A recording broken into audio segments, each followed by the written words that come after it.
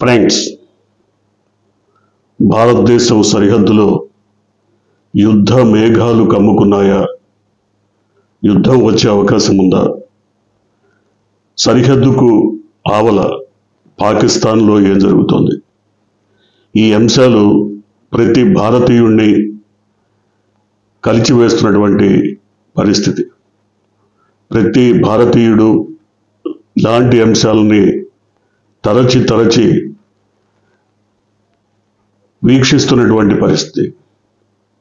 ఎందుకని ఇంతగా ఈ అంశాలకు ప్రాధాన్యత వచ్చింది అంటే, పెహల్గాం ఉగ్రదాడి తర్వాత భారతదేశం ఈ అంశాన్ని తీవ్రంగానే తీసుకుంది, సివియర్గానే పరిగణించి పాకిస్తాన్తో ఉన్నటువంటి ఒప్పందాలను రద్దు చేసుకోవాలని నిర్ణయించుకున్న తర్వాత పాకిస్తాన్ కూడా అంతే ధీటుగా మరి సిమ్లా ఒప్పందాన్ని రద్దు చేసుకోవటం. అంటే ఇప్పుడు ఎల్ఓసి అనేదే లేదు, రెండు దేశాల మధ్య సరిహద్దు అనేదే లేకుండా పోయింది.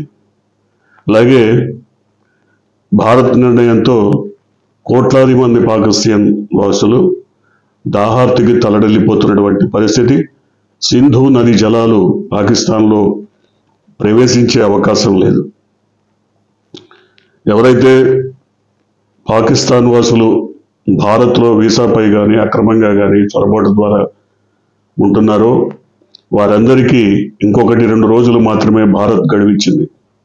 2 రోజుల తర్వాత ఎవరు ఉన్నా నిష్కర్షగా వారిపైన తీవ్రమైనటువంటి చర్యలు తీసుకుంటుంది. ఈ దశలోనే పాకిస్తాన్ అంతర్యుద్ధంతో తలడిల్లిపోతోంది. అంటే ఒక దశలో పాకిస్తాన్ నాయకులందరూ కూడా భారత్ అంతర్యుద్ధాన్ని ప్రోత్సహిస్తున్నదని ఆరోపణలు చేసినటువంటి పరిస్థితి. బాంబు దాడులు, అలాగే వేర్పాటువాదం, మరోపక్క ఆఫ్ఘనిస్తాన్ తాలిబాన్ల గందరగోళం, వీటన్నిటి మధ్య ఆర్థిక సంక్షోభంలో ఉన్నటువంటి పాకిస్తాన్ ఇప్పుడు నీటి కోసం కూడా తల్లడిల్లిపోతున్నటువంటి పరిస్థితుల్లో, ఆహార భద్రత లేనటువంటి పరిస్థితులు, అట్లాగే పాకిస్తాన్కి అందుతున్నటువంటి మెడికల్ ఎయిడ్, ఏదైతే ఫార్మసీ కంపెనీలన్నీ కూడా భారతదేశం నుంచి ఎక్కువగా మందుల సరఫరా జరుగుతుంది, అవన్నీ కూడా ఆగిపోయినటువంటి పరిస్థితి. సో ఒక దిగ్బంధనం చేసిన తర్వాత పాకిస్తాన్ ఇస్లామిక్ దేశాల సహకారం కావాలని బహిరంగంగానే కోరింది. అట్లాగే దౌత్యపరమైనటువంటి నిర్ణయాలు కూడా తీసుకుంది. తద్వారా యుద్ధానికి సంబంధించి కయ్యానికి కాలు దువ్వడానికే పాకిస్తాన్ సన్నద్ధమవుతోందని కూడా చెప్తున్నారు.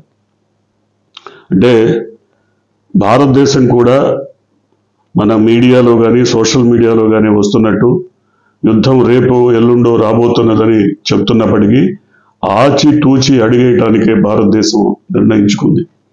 ఎందుకంటే ఇది 2 ఫ్రంట్ వార్. అంటే 2 దేశాలతో పోరాడాల్సిన పరిస్థితి ఈసారి భారత్కు ఉంటుంది. ఎందుకంటే చైనా నేరుగానే ప్రత్యక్షంగానే భారత్తో తలపట్టడానికి మరి ఒక నిర్ణయం తీసుకున్నట్టుగా చెప్తున్నారు. అంటే పాకిస్తాన్తో కలిసి చైనాను కూడా ఎదుర్కోవాల్సినటువంటి పరిస్థితి. దాదాపు పాకిస్తాన్కి భారత్కి మధ్య ఒక 3300 కిలోమీటర్ల సరిహద్దు ఉంది. అలాగే చైనాకు భారత్కి మధ్య 4500 కిలోమీటర్ల సరిహద్దు ఉంది. దాదాపుగా ఒక 7-8 వేల కిలోమీటర్ల సరిహద్దున బలగాలను మోహరించాల్సినటువంటి పరిస్థితి. అంటే 2 దేశాలు మూకుమ్మడిగా దాడి చేస్తే భారత్ ఎదుర్కోగలదా? ఎదుర్కొనేటువంటి సామర్థ్యం ఉందా? అంటే ఒక్క పాకిస్తాన్ ఎదుర్కోవచ్చు, లేదా ఒక చైనాని ఎదుర్కోవచ్చు. కానీ 2 దేశాలు కలిసి పోరాడితే మాత్రం భారత్ వెనకడుగు వేయాల్సి వస్తుంది. అందువల్ల ఆచితూచి అడిగేస్తున్నారు. ఇస్లామిక్ దేశాల మద్దతు కోరినటువంటి పాకిస్తాన్కు టర్కీ ప్రత్యక్షంగానే మద్దతు ప్రకటించింది. ప్రకటించడమే కాకుండా 6 విమానాల్లో, యుద్ధ విమానాల్లో ఆర్మ్స్ అండ్ ఎమ్యునిషన్ అంటే యుద్ధ పరికరాలన్నింటినీ కూడా పంపించింది. సో 2023లో టర్కీలో భారీ భూకంపం వచ్చినప్పుడు బేషరతుగా మానవతా హృదయంతో మరి కోట్లాది రూపాయల విలువైనటువంటి మందులు కానీ ఆహారం కానీ అందించినటువంటి భారత్ మానవత హృదయాన్ని టర్కీ పట్టించుకోలేదు. ఇవాళ మత ప్రాతిపదికన పాకిస్తాన్కి సహకరించాలని నిర్ణయించుకుంది.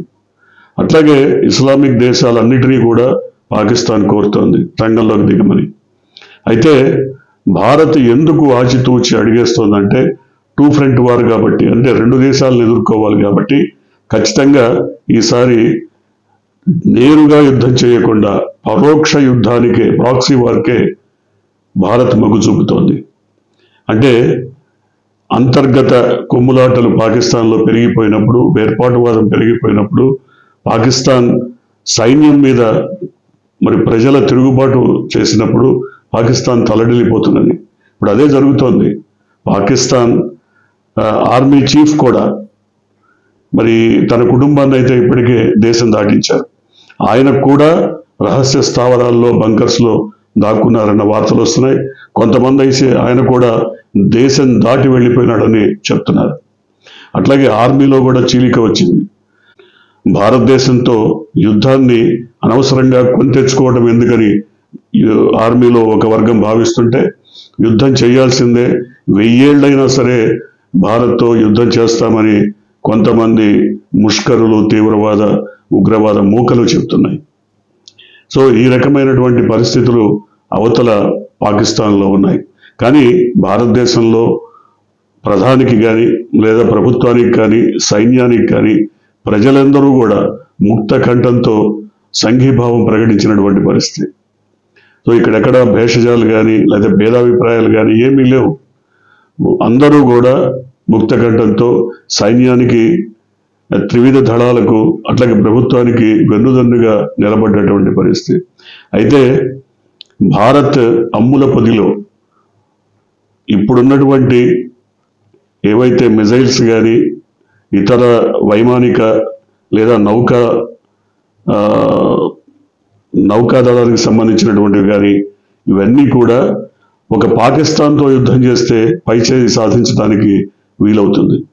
లేదా చైనాతో పోటీపడినా నేరుగా ముఖాముఖి పోటీపడి తమ సత్తా చాటడానికి వీలవుతుంది. కానీ రెండు దేశాలు కలిసి వస్తే మాత్రం ఇబ్బంది పడే పరిస్థితి వస్తుంది. అందువల్ల ఫ్రాన్స్ నుంచి రఫేల్ యుద్ధ విమానాలని 63,000 కోట్ల రూపాయల విలువైనటువంటి యుద్ధ విమానాలని, దాదాపు 29 విమానాలని భారతదేశం కొనుగోలు చేసింది.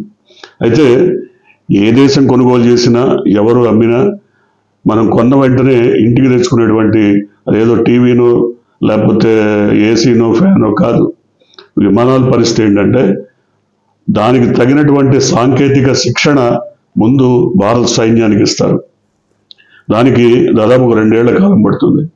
ఆ శిక్షణే కాకుండా దానికి సంబంధించి అత్యాధునిక పరికరాలను ఒకవేళ వినియోగించి డెవలప్ చేసుకుంటే ఏ రకంగా వినియోగించాలో కూడా తెలియజేస్తారు.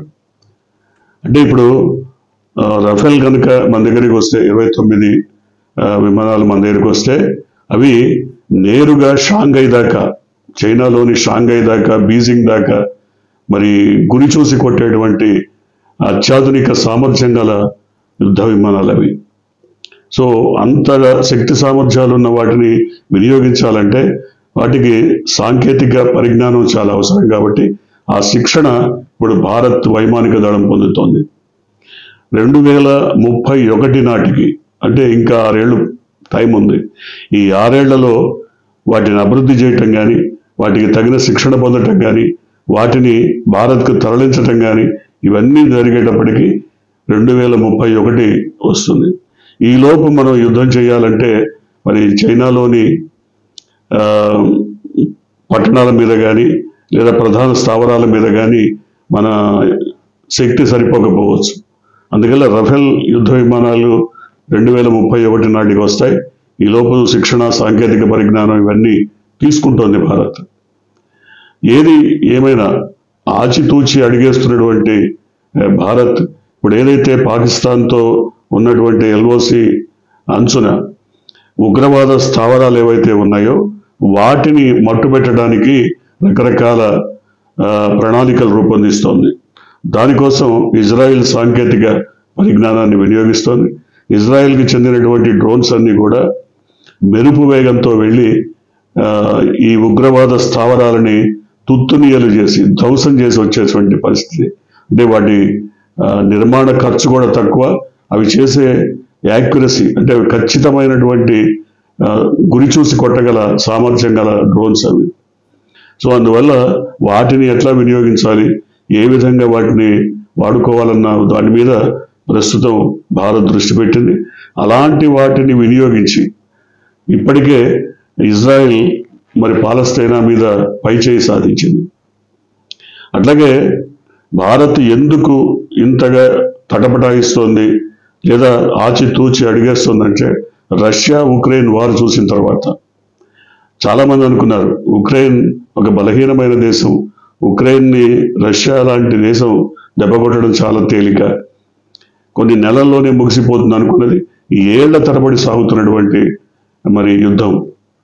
కాబట్టి భారత్ కూడా ఇలాంటి విషయాల్ని పరిగణలోకి తీసుకుంటోంది. భారత్తో ఒకవేళ యుద్ధం అంటూ వస్తే ఈసారి అది ఏదో నెల 2 నెలలో ముగిసిపోయేటువంటిది కాదు. ఎందుకంటే ఒక పక్క చైనా, అటుపక్క టర్కీ, మరికొన్ని ఇస్లామిక్ దేశాలు పాకిస్తాన్కి అండదండగా నిలబడితే మరి భారత్ పక్షాన కూడా మరి ఇప్పుడు అమెరికా కానీ మిగతా దేశాలు కానీ రష్యా కానీ ఇతరత్ర ఏ దేశాలు భారత్ పక్షాన నిలబడతాయో తెలిసిపోతుంది. ఇది ఒక రకంగా ఒక వరల్డ్ వార్ లాంటిదే జరిగే అవకాశం ఉందని కూడా నిపుణులు చెప్తున్నారు.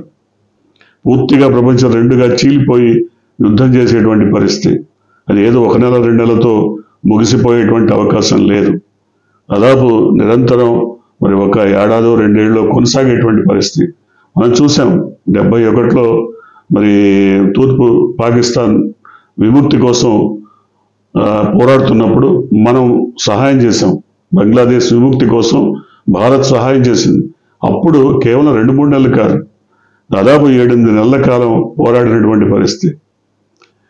దొంగ దెబ్బ తీస్తూనే ఉంది పాకిస్తాన్ ఎప్పటికప్పుడు ఆ యుద్ధంలో కూడా. కానీ పాకిస్తాన్ని తరిమి కొట్టిన మళ్ళీ మరి ఈ రకమైన ఉగ్రవాద మూకల్ని ప్రోత్సహించి భారతదేశం మీదికి ఉసిగొలుపుతున్నటువంటి తీరు చూసిన తర్వాత ఇక భారత్ ఎంత మాత్రం ఉపేక్షించకూడదని నిర్ణయించుకుంది. అయితే దీటైన జవాబు ఇవ్వడం మాత్రమే చేయాలి.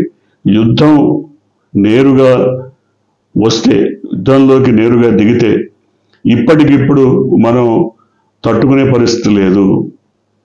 కాబట్టి ఏ దేశాలు మనకు అండగా వస్తాయో ముందు చూసుకోవాలి, ఏ దేశాలు మనకి ఏ రకమైన సహాయం అందిస్తాయో తెలుసుకోవాలి, ఏ దేశాల ద్వారా మనకి సాంకేతిక సహకారం అందుతుందో తెలుసుకోవాలి. వీటన్నిటినీ బేరీజు వేసుకున్న తర్వాత యుద్ధంలోకి దిగాలి. అందువల్ల ప్రత్యక్ష యుద్ధం ఇప్పటికిప్పుడు జరగబోదని నిపుణులు చెప్తున్నారు. అయితే పరోక్షంగా పాకిస్తాన్ మీద యుద్ధం మాత్రం ఖచ్చితంగా కొనసాగుతుంది. అది ఏ రకమైనటువంటిది, ఏ రకమైన సాంకేతిక పరిజ్ఞానంతో జరగబోతుందో చూద్దాం ఏం జరగబోతుందో. మీరు కొత్తగా కనుక ఈ ఛానల్ని చూస్తున్నట్టయితే, మీరు ఇప్పటివరకు మన ఛానల్ని సబ్స్క్రైబ్ చేసుకున్నట్టయితే వెంటనే ఛానల్ని సబ్స్క్రైబ్ చేయండి. వెంటనే వీడియోని లైక్ చేసి షేర్ చేయండి. బెల్ ఐకాన్ని